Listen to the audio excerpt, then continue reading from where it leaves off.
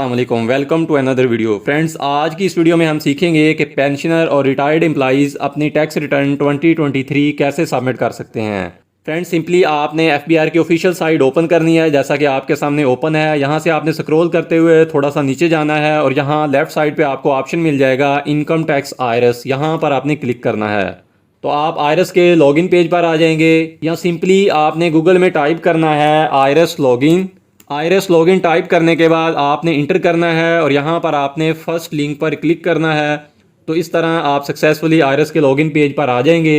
यहाँ registration number में आपने अपना CNAC नंबर इंटर करना है और यहाँ पासवर्ड इंटर करके आपने लॉगिन होना है। अगर आप पासवर्ड भूल चुके हैं तो उसको कैसे रिकवर कर सकते हैं, जिस पर मैं ऑलरेडी वीडियो बना चुका हूँ, जिसका लिंक आपको ऊपर आई बटन में और नीचे डिस्क्रिप्शन में मिल जाएगा। अगर आप first time tax return file कर रहे हैं तो इससे पहले आपको FBR में रजिस्टर्ड होना होगा। तो FBR पर खुद को कैसे रजिस्टर्ड कर सकते हैं, अपना NTN कैसे क्रिएट कर सकते हैं, या अपना यूजर नेम और पासवर्ड कैसे क्रिएट कर सकते हैं, इस पर भी मैं ऑलरेडी वीडियो बना चुका हूँ, जिसका लिंक आपको ऊपर आई बटन में और नीचे डिस्क्रिप्शन में मिल जाएगा। यहाँ आपने अपना यूजर नेम और पासवर्ड इंटर करने के बाद लॉगिन होना है। जैसे ही आप लॉगिन के बटन पर क्लिक करेंगे तो आप IRS के डैशबोर्ड पर आ जाएंगे। यहाँ आपने जाना है डिक्लेरेशन के टैब में और यहाँ लेफ्ट साइड पे आपने रिटर्न स्टेटमेंट ओरिजिनल पर क्लिक करना है और यहाँ से आपने नॉर्मल रिटर्न वाला फॉर्म सेलेक्ट कर लेना है।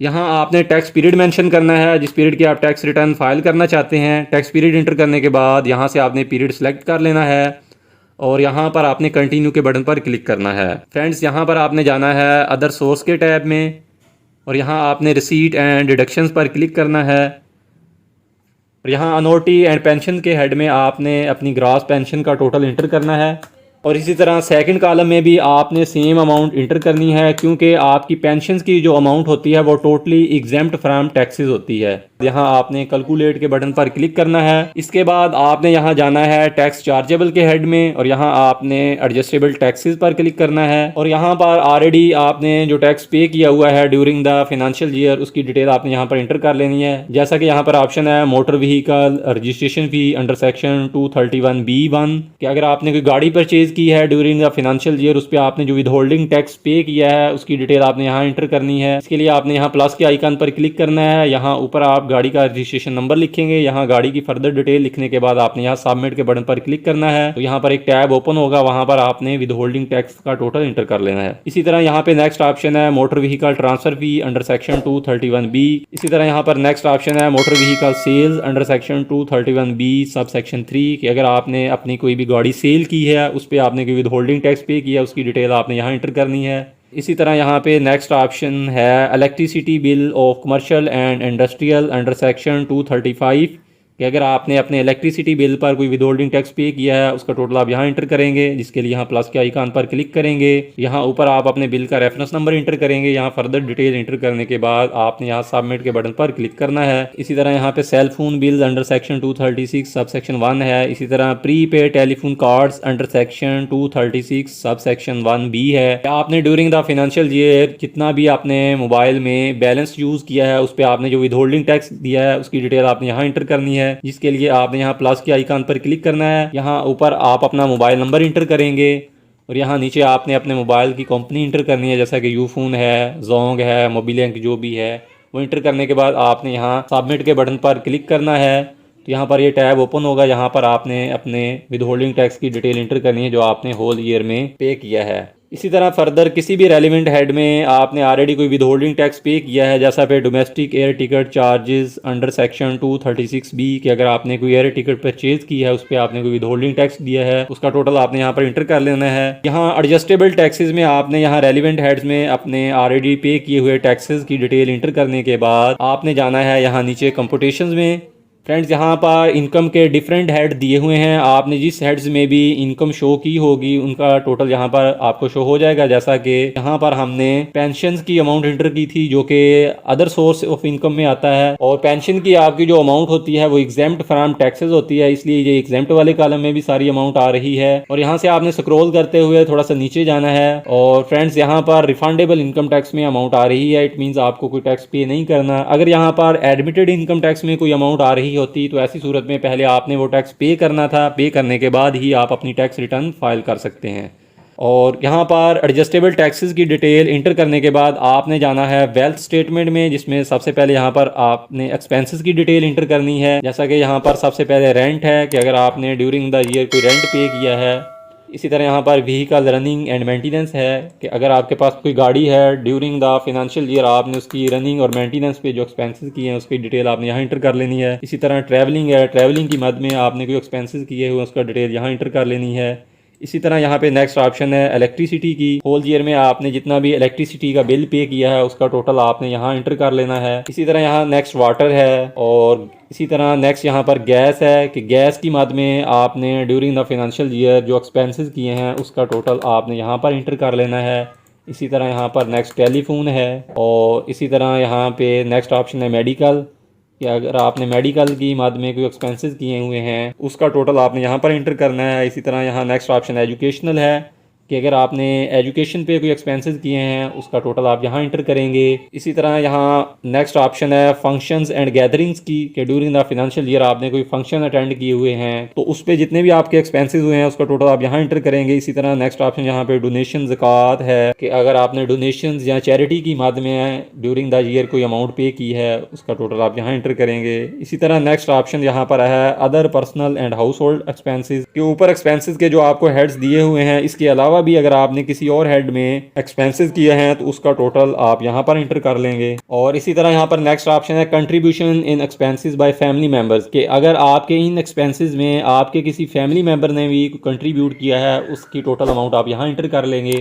एक्सपेंसेस की सारी डिटेल इंटर करने के बाद यहाँ ऊपर आपने कैलकुलेट के बटन पर क्लिक करना है। इसके बाद आपने जाना है पर्सनल एसेट्स एंड लायबिलिटी के टैब में और यहाँ पर फर्स्ट ऑप्शन है एग्रीकल्चर प्रॉपर्टी कि अगर आपकी कोई एग्रीकल्चर प्रॉपर्टी है या ड्यूरिंग द ईयर आपने कोई परचेज की है उसकी डिटेल आपने यहाँ पर इंटर कर लेनी है। इसी तरह नेक्स्ट ऑप्शन यहाँ पर है commercial industrial and residential property कि अगर आपने कोई हाउस वगैरह परचेज किया है या कोई प्लॉट परचेज किया है उसकी डिटेल आपने यहाँ इंटर करनी है, जिसके लिए यहाँ आपने प्लस के आइकन पर क्लिक करना है। यहाँ ऊपर आप प्रॉपर्टी का एड्रेस लिखेंगे और यहाँ नीचे आप उसकी पैमाइश लिखेंगे। ये सारी चीज़ें लिखने के बाद आपने यहाँ सबमिट के बटन पर क्लिक करना है और यहाँ पर एक टैब ओपन होगा, वहाँ पर आपने उसकी टोटल अमाउंट इंटर कर लेनी है। इसी तरह नेक्स्ट यहाँ पर ऑप्शन है इक्विपमेंट फॉर नॉन बिजनेस।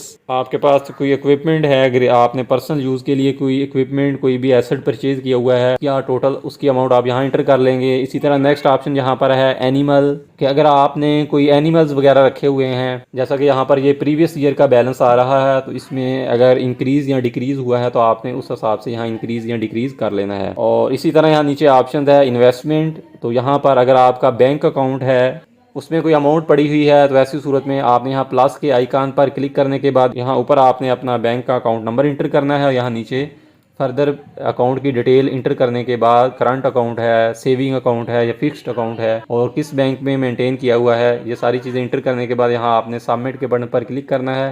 तो यहाँ पर टैब ओपन होगा, जैसा कि यहाँ पर ये ऑलरेडी ओपन है क्योंकि ये प्रीवियस ईयर का डाटा यहाँ पे शो हो रहा है। तो इसमें आपके बैंक बैलेंस में अगर इंक्रीज़ या डिक्रीज़ हुआ है तो आपने उस हिसाब से यहाँ से इसे मैनेज कर लेना है। इसी तरह यहाँ नीचे है मोटर व्हीकल कि अगर आपने कोई व्हीकल परचेज की हुई है उसकी टोटल अमाउंट आपने यहाँ इंटर करनी है। इसके लिए यहाँ आपने प्लस के आइकन पर क्लिक करना है। यहाँ ऊपर आप अपने व्हीकल का रजिस्ट्रेशन नंबर इंटर करेंगे। यहाँ फर्दर आपने डिटेल इंटर करनी है और यहाँ सबमिट के बटन पर क्लिक करना है। तो यहाँ पर एक टैब ओपन होगा, वहाँ पर आपने अपने व्हीकल की टोटल अमाउंट इंटर कर लेनी है। इसी तरह नेक्स्ट ऑप्शन यहाँ पर है प्रीशियस पोजेशंस कि अगर आपके पास गोल्ड की सूरत में या इस तरह की कीमती एसेट्स आपके पास मौजूद हैं उसकी डिटेल आपने यहाँ इंटर करनी है। इसी तरह हाउस होल्ड इफेक्ट्स हैं कि घरेलू इस्तेमाल के लिए आपने कोई एसेट परचेज किया हुआ है उसका टोटल आपने यहाँ पर इंटर करना है। इसी तरह यहाँ पे पर्सनल आइटम्स हैं कि आपके पास मोबाइल फ़ोन या लैपटॉप या इस तरह का कोई पर्सनल आइटम आपके पास है उसका टोटल आप यहाँ इंटर करेंगे। और यहाँ पर अगर आपके पास कैश इन हैंड कोई अमाउंट पड़ी हुई है उसका टोटल आप यहाँ पर इंटर कर लेंगे। यहाँ पर नेक्स्ट ऑप्शन है एनी अदर एसेट्स के ऊपर जो एसेट्स की डिटेल दी हुई है इसके अलावा भी आपके पास कोई एसेट्स है तो आपने उसे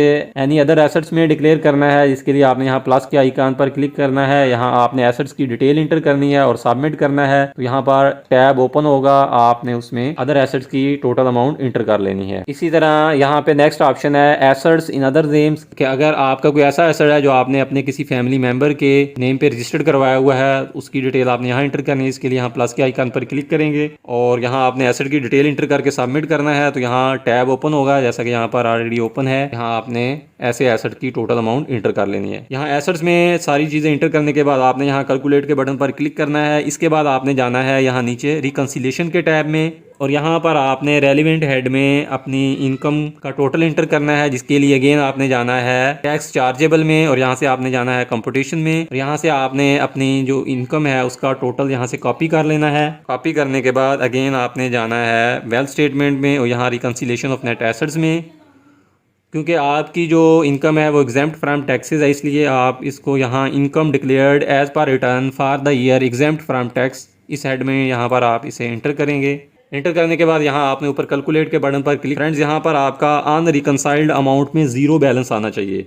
अगर यहाँ ज़ीरो नहीं होगा तो आपकी टैक्स रिटर्न फाइल नहीं होगी। यहाँ ऑलरेडी माइनस में बैलेंस आ रहा है तो इसे आपने एक्सपेंसेस में या एसेट्स में डाल देना है। चले यहाँ से मैं इसे कॉपी करके एक्सपेंसेस में डाल देता हूँ और यहाँ आपने कैलकुलेट के बटन पर क्लिक करना है और अगेन आपने जाना है रिकंसिलिएशन ऑफ नेट एसेट्स में और यहाँ से आपने पहले चेक करना है कि अनरिकंसाइल्ड अमाउंट में अमाउंट तो नहीं आ रही। फ्रेंड्स, यहाँ पर अब जीरो शो हो रहा है, इट मीन्स कि अब आप टैक्स रिटर्न सबमिट कर सकते हैं। इसके लिए यहाँ आपने सबसे पहले सेव के बटन पर क्लिक करना है। सेव पर क्लिक करने के बाद यहाँ आपने सबमिट के बटन पर क्लिक करना है और फ्रेंड्स यहाँ पर आपने अपना वेरीफाई पिन इंटर करना है। वेरीफाई पिन इंटर करने के बाद आपने अगेन यहाँ सबमिट के बटन पर क्लिक करना है। जैसे ही आप सबमिट के बटन पर क्लिक करेंगे तो आपकी टैक्स रिटर्न सक्सेसफुली सबमिट हो जाएगी और विद इन फ्यू मिनट्स यहाँ आईआरएस के डैशबोर्ड में आपको कंप्लीटली टास्क में शो भी हो जाएगी। सो होपफुली आपको पेंशनर और रिटायर्ड एम्प्लॉयज की टैक्स रिटर्न सबमिट करने के हवाले से अच्छी तरह समझ आ गई होगी। फिर भी अगर आपका आज की वीडियो के हवाले से कोई क्वेश्चन है, कोई क्वेरी है तो आप कमेंट बॉक्स में पूछ सकते हैं। अगर वीडियो अच्छी लगी है तो इसे लाइक कर दीजिए। अगर आप हमारे चैनल पर नए हैं तो source of learning YouTube channel को सब्सक्राइब करके बेल नोटिफिकेशन ऑन कर दीजिए ताकि आपको हर नई आने वाली वीडियोस का नोटिफिकेशन मिल सके। मिलते हैं नेक्स्ट वीडियो में एक नए टॉपिक के साथ, तब तक के लिए अल्लाह हाफिज।